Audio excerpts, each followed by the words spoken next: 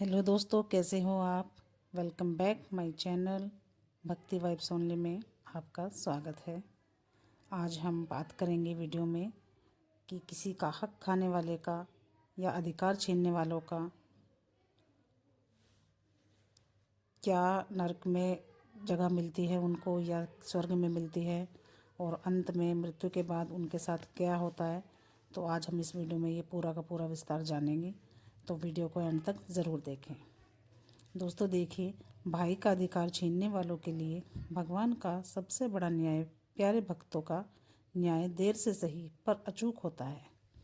और जब कोई भाई का हक छीनता है, जब कोई लालच में अंधा होकर अपने ही खून का दर्द नहीं समझता, तो ईश्वर ऐसा दंड देते हैं जिससे आदमी की पहचान, सम्मान और सुख सब कुछ एक एक करके छीन जाता है।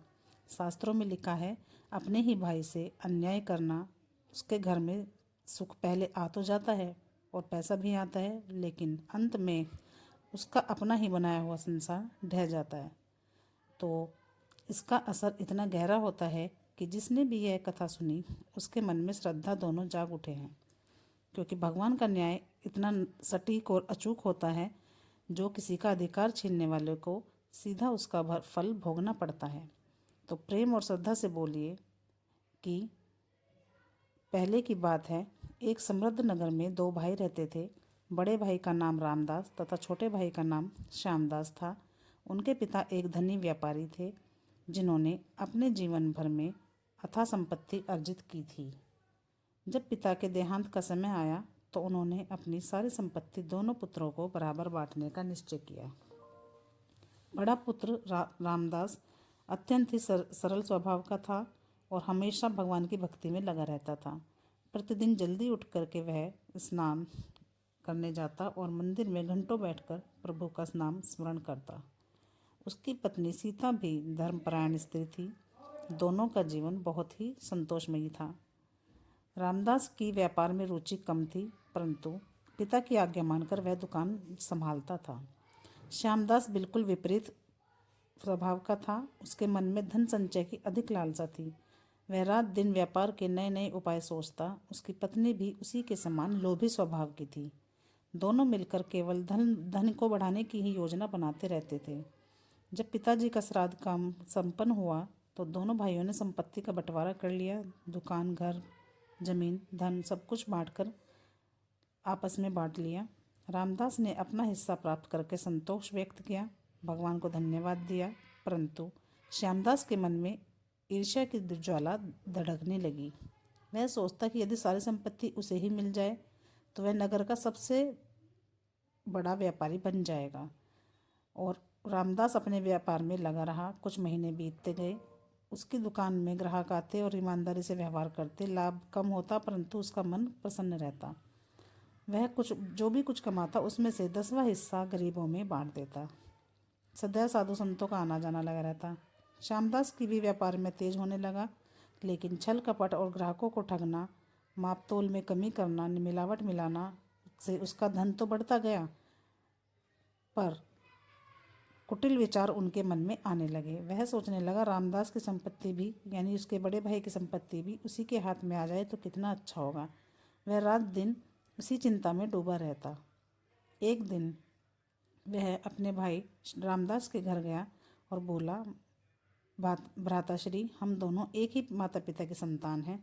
अलग अलग रहने की क्या आवश्यकता है। चलो मिलकर के दोनों साझा करके एक व्यापार इकट्ठा करें और साथ ही भोजन बनाएं। इससे हमारा व्यापार भी बढ़ेगा और भाईचारा भी बने रहेगा। रामदास सरल स्वभाव का था। भाई के शब्दों में छल दिखाई नहीं दिया, तो उसने सोचा दोनों भाई मिलकर तो कितना अच्छा रहेगा। तो उन्होंने उसकी बात मान ली। अब दोनों भाइयों ने मिलकर के व्यापार करना शुरू कर दिया। पहले कुछ दिन तो ठीक रहा, परंतु धीरे धीरे श्यामदास अपनी चालें चलने लगा। रामदास की पत्नी ने उसको कई बार बोला कि आपका भाई आपको छल रहा है, परंतु रामदास ने उसकी एक भी बात नहीं सुनी और कहता कि यह तो मेरा छोटा भाई है, वह मुझे कैसे छल सकता है। समय बीतता गया, श्यामदास का धन बढ़ता गया और रामदास का घटता गया। एक दिन श्यामदास ने बड़ी ही चाल चली।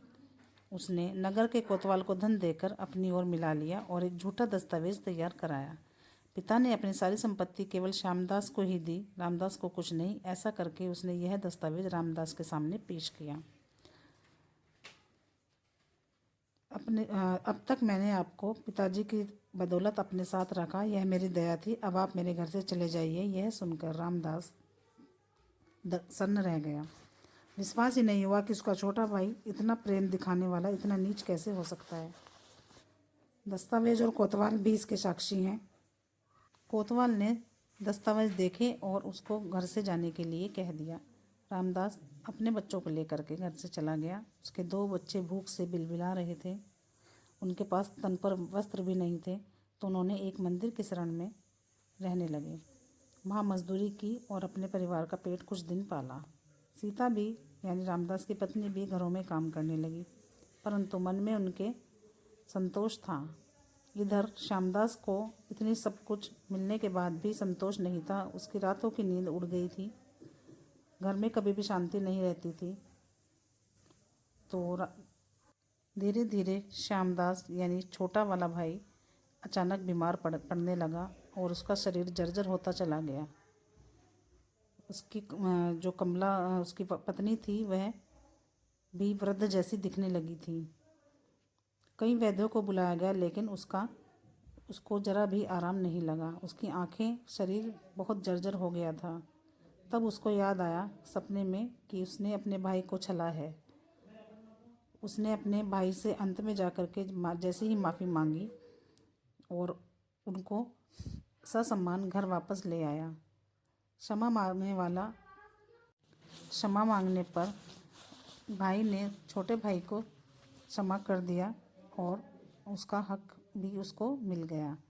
तो दोस्तों, ऐसा करने से आपने देखा होगा कि जो भाई एक दूसरे भाई का हक खाते हैं या हक छीन लेते हैं, उनका अधिकार छीन लेते हैं उनके पिता की संपत्ति से, तो ऐसे को शुरू में बहुत अच्छा लगती है। उनकी जीवन जो होता है बहुत सुंदर लगता है, पैसा उनका बहुत आ जाता है, बट लास्ट में अंत में अगर हम देखते हैं तो उनको कई परेशानियों का इसी जन्म में भोगना पड़ता है।